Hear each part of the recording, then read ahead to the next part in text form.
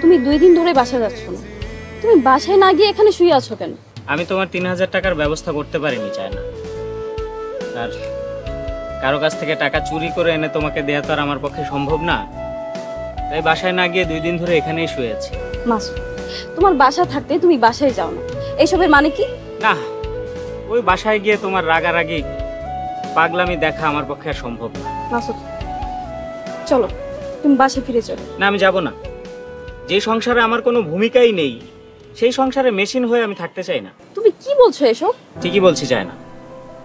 দিনের পর দিন খেতে শুতে উঠতে বসতে সত্যি কথা বলার পরেও যেখানে আমার প্রতিদিন তোমার রাগারাগি চেতাচেতি মাথা ফাটানো রক্তারক্তি দেখতে হয়, সেই বাসায় আমি আর ফিরে যেতে চাই না। মাসুদ, আমি আমার ভুল বুঝতে পারছি, তুমি আমাকে মাফ করে দাও।